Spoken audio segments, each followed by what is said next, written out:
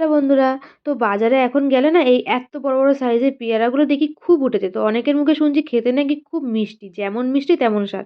তো আমারও যথারীতি দেখে খেতে ইচ্ছে করলো তাই আমি একটা কিনে নিয়ে চলে এলাম।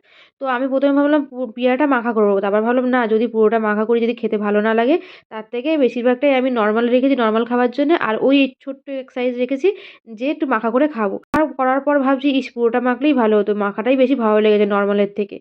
তবে হ্যাঁ, মাখাটা আমি কিন্তু ওর মধ্যে একটা স্পেশাল জিনিস দিয়েছি। তো সেই ভিডিওটা আমি এই ভিডিওর মধ্যে শেয়ার করছি না। কারণ ১ মিনিটের ভিডিওর মধ্যে এত কিছু শেয়ার করা যাচ্ছে না। ওটা পরের ভিডিওতে তোমাদের সাথে শেয়ার করছি। তো ভাইকে খেতে দিলাম। ভাই বলল, "হ্যাঁ, পেয়ারাটা সত্যি খুব মিষ্টি কিন্তু মাখাটা খেতে দারুণ হয়েছিল।" আমি নিজেও খেয়ে দেখলাম যে হ্যাঁ, মিষ্টি কিন্তু মাখাটা সত্যি বলছি খুবই ভালো হয়েছিল। আমার ঠাম্মা খাবে, আমার ঠাম্মা কি সুন্দর করে বলবে দেখো, মাখাটা খেতে খুবই ভালো লাগলো। তবে হ্যাঁ, নুন দিয়ে না খেলে অতটা ভালো লাগছিল না।